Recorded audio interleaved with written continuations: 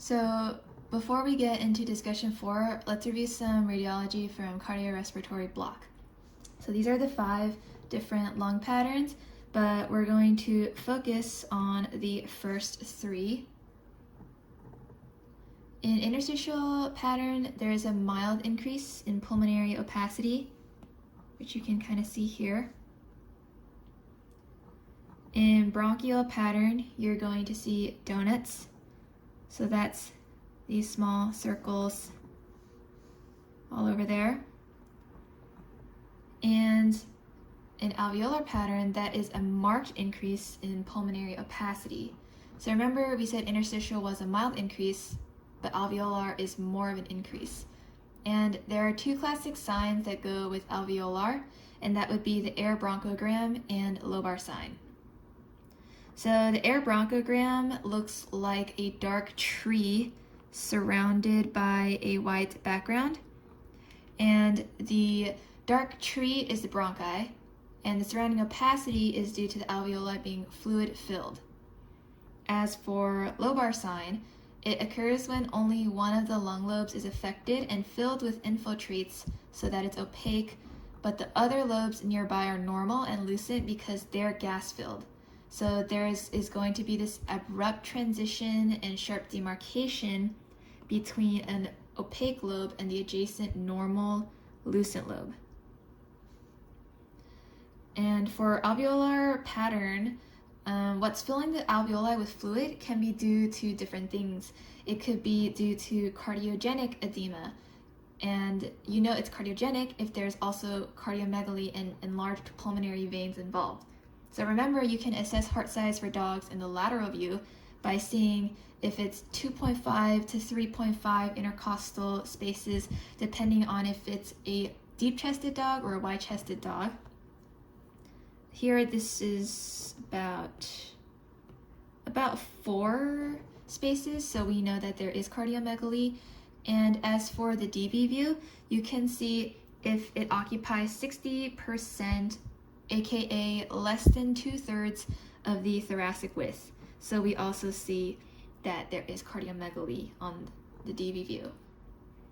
Alveolar pattern could also be due to non-cardiogenic edema if the heart and pulmonary vessels are a normal size. And note that all edema, whether it's cardiogenic or non-cardiogenic, is going to be bilaterally symmetrical. On the other hand, hemorrhage has an asymmetric distribution.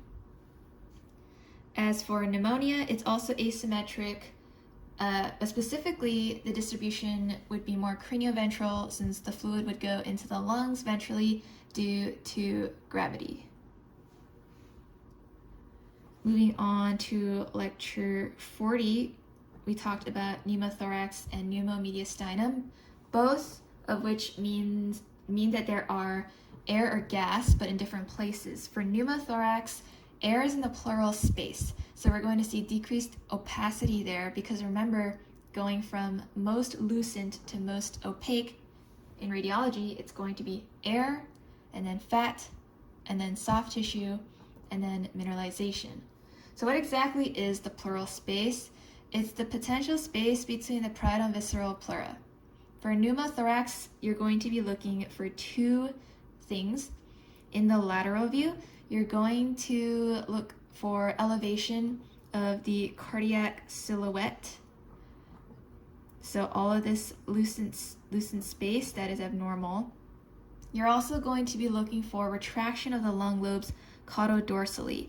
So you can see this line marking the margins of your lung lobes, which is abnormal because the lung lobe should be right up against the thoracic wall. So you shouldn't see all of this lucent space there. And you can also see in the DV view the same thing. We see retraction of the lung lobes from the thoracic wall.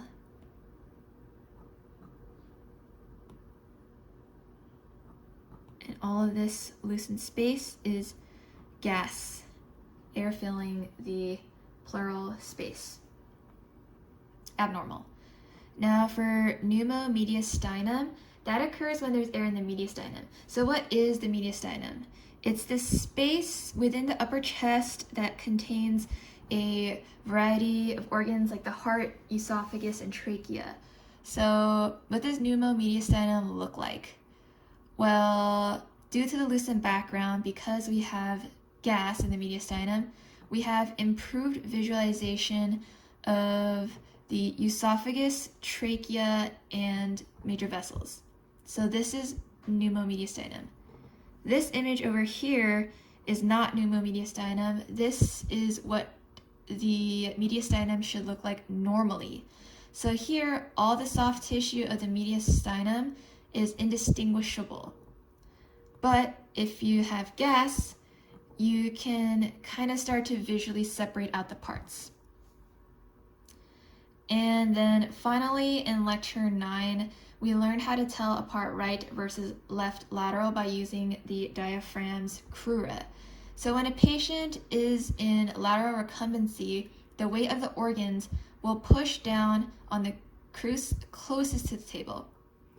So let's go to this view. Pretend like you don't see the R there. Pretend like we don't know what view this lateral view is.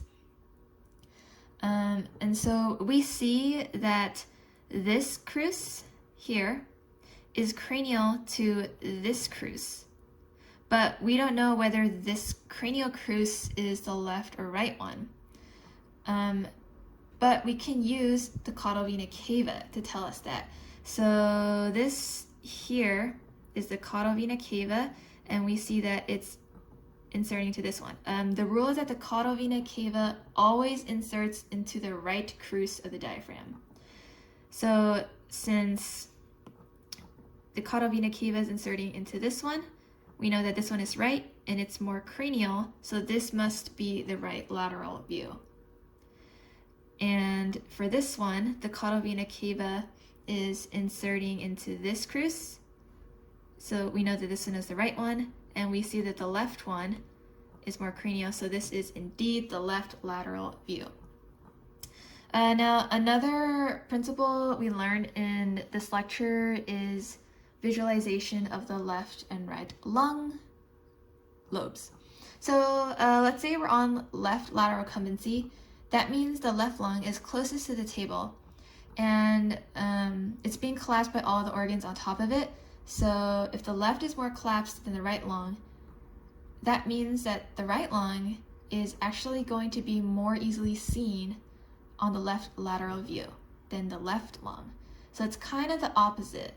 So for example, let's say we're on the left lateral view, and we see that it has a worse interstitial pattern than on the right lateral view.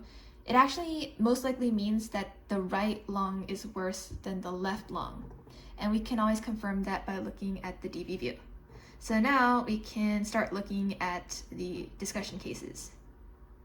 So now we're going to be going over the 6 cases from the discussion, and we're going to do it Dora and Boots the Monkey style.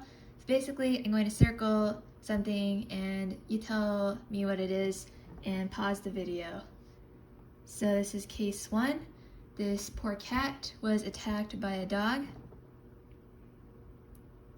What is happening here? Correct. That is subcutaneous emphysema. How about here in this area? Nice. That is pneumomediastinum, which remember is increased visual separation of the esophagus, trachea, and blood vessels. Now, what's happening in this area? Kind of caudodorsal. Great. That is increased lung opacity, so it's interstitial pattern. It's probably due to contusions, aka bruising of the lungs from the trauma and the history that this cat was attacked by a dog. And what is happening here? This radiolucent line. Nice. That is indicating pneumothorax because that is the demarcation of a retracted lung lobe away from the thoracic wall. in this next view, what is happening here? Great job. That is another indication of pneumothorax, which is an elevated cardiac silhouette. And again, you can see the retracted lung lobe, which would be another indication of pneumothorax. Now moving on to the DV view, what is happening here? Great.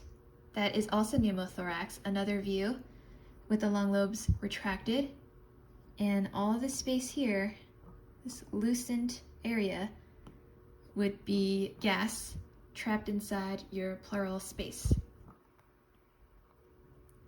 What is happening here? Great. That is indeed ephemeral fracture. So in this case, we're seeing gas in 3 places, right? The sub-Q, the mediastinum, and the pleural space. The mechanism for this gas could either be due to like a bite wound from the dog allowing air to enter the body, or more likely a tracheal tear given this severe amount of gas. And the mediastinum communicates with the subcutaneous space, so that explains why there's gas in both. Case 2, this poor corgi was run over by a car. What is happening here? Correct. This is an air bronchogram, and it's indicating an alveolar pattern. What is happening here? Zoom out. Correct. This is lobar sign, also indicating alveolar pattern. So it's showing that this right cranial lobe, long lobe, is more opaque than the right caudal, causing this sharp transition and nice demarcation. So how do we know that it's right long lobe? This is the left lateral view. And remember we said that we can see the right lung better on the left lateral view and vice versa. But we can always confirm that on the DV view later. What is this organ here? I guess what blood vessel? Yeah, so that is the caudal vena cava, and you can tell that it is quite tiny. And on the other lateral view, you can't even really see the caudal vena cava there. Now on the DV view, what is happening?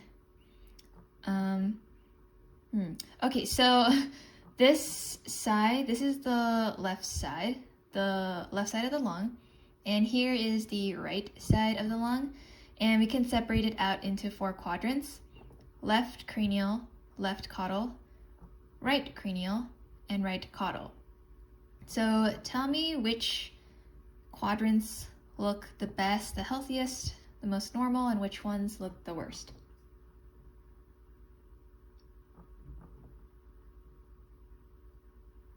Yeah, so this whole left side of the lung has increased opacity, mild opacity. So it's interstitial pattern, most likely due to contusions or hemorrhage given the history. And the right cranial lobe has the greatest increase in opacity, so it looks the worst. And the right caudal looks pretty good. So zooming in to the right side, what is this? Zoom out. What is that? So yeah, that is a lobar sign because the right cranial lung lobe is more opaque than the right caudal, which is loosened. So that is causing this lobar sign, this sharp demarcation, this sharp transition. So that is telling us that the right cranial lobe has both interstitial and alveolar pattern. The left side as a whole has interstitial pattern, and then the right caudal looks the best. So this is the worst, medium, and the best. So the main findings in this case are pulmonary contusions and small caudal vena cava, most likely due to hypovolemia from the blood loss. All right, moving on to case 3. This poor dog has a cough and has been losing weight. Also, look at the age. So it's on the older side. What view is this? We know it's a lateral view, but we're not given whether it's left or right. Nice. So you look at the caudal vena cava and you see it inserting into the more cranially displaced crus. So that indicates that it is right lateral. And if you look on the other lateral view, you see that the caudal vena cava is inserting into the more caudally displaced diaphragmatic crus. So this must be the left lateral. So this one would be the left crus, more cranial.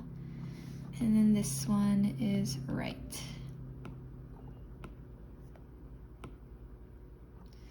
Okay, so on the right lateral view, what is happening here?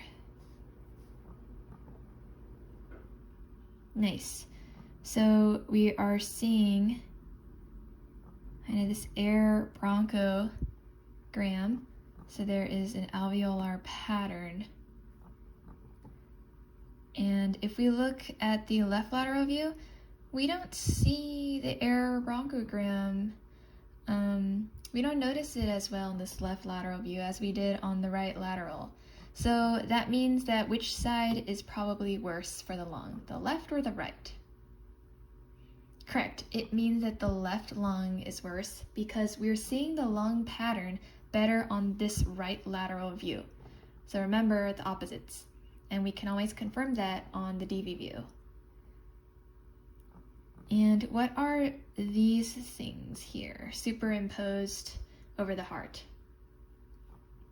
Nice, those are nodules. So we're beginning to suspect neoplasia on our list, also given the old age of this dog. So on the DV view, we do confirm that indeed the left side looks way worse due to its increased opacity. What is happening here?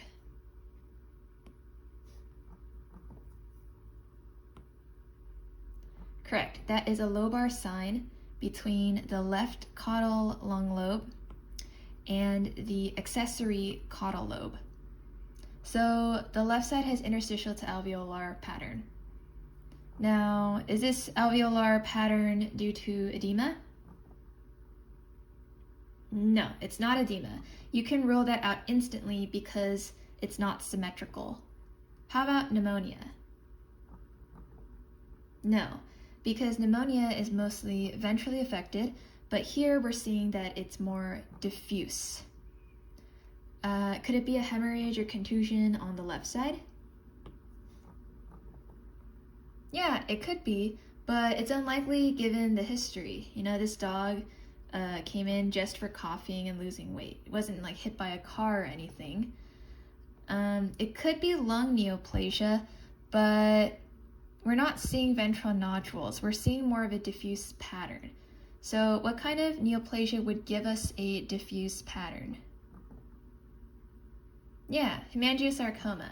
So the mechanism at play here could be that hemangiosarcoma ruptured a blood vessel and caused bleeding, which shows that why this is diffuse. So you could say that this dog is not hit by a car, but hit by a tumor. All right, case 4. This poor young puppy has increased respiratory effort and is obtunded with a high temperature. It's got like a fever going on. What is this? Yeah, it's an ET tube because it's in such severe respiratory distress. And what are all of these things? Nice. Air bronchograms everywhere, indicating alveolar pattern. Now we look at the DV view. Wow, that looks pretty bad. It's a very diffuse alveolar pattern, and it's bilaterally symmetric, so we're thinking what? Great job, edema. So although we can't see the cardiac silhouette well enough to assess whether there's cardiomegaly or not, there was no mention of cardiac disease in the history, so it's probably non-cardiogenic edema. And the mechanism here was actually that this young puppy got ARDS, which is airway respiratory distress syndrome, and that starts off as an infection of your respiratory tract causing inflammation and pneumonia, and leads secondarily to lung edema. All right, case 5. So this poor dog has a 2-week history of cough. What are all these things?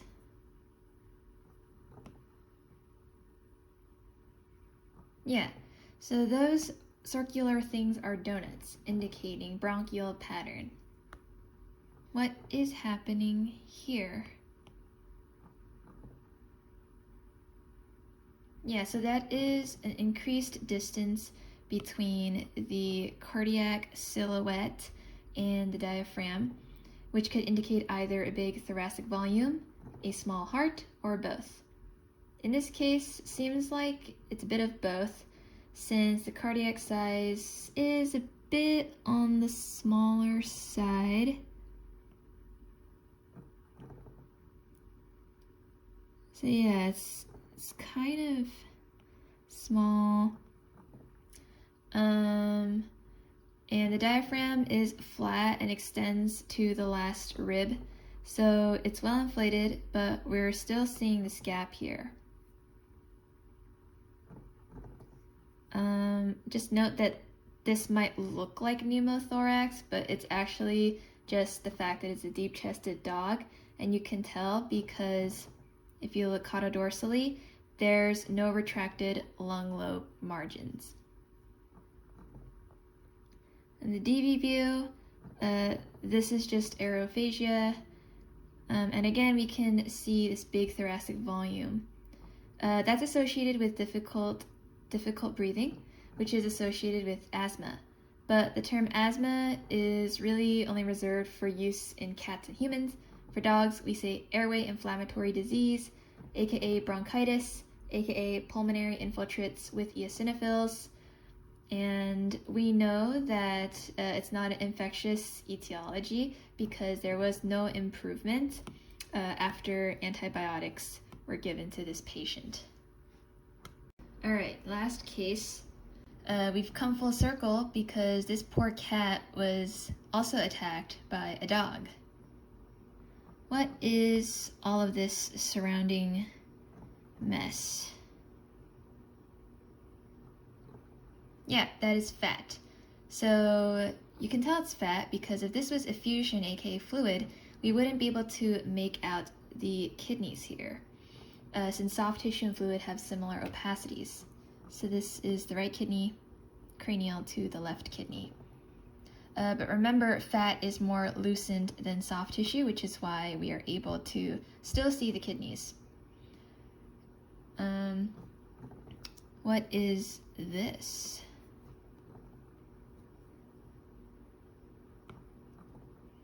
Yeah, that is mineralization due to fat necrosis called a Bates body. Bates as in the Bates Motel, like in the Psycho movie. So this is more opaque than the surrounding soft tissue because it is mineralization. What is happening here?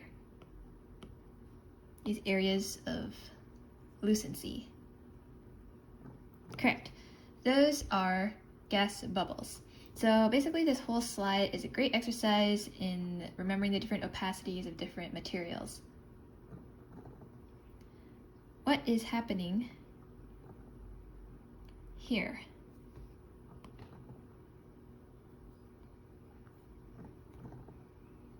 Nice.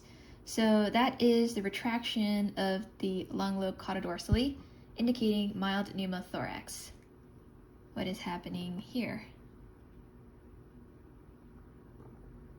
Great job. This area is indicating damage to the sternum and ribs due to diaphragmatic rupture. And in the DV view, we see some of this stuff, which is what? Exactly, subcutaneous emphysema. And the heart, it looks a little bit enlarged, but that's actually just pericardial fat because remember, this cat is fat. And if you look at the left side of the lung compared to the right, it has a bit more increased opacity, and it's probably due to contusions.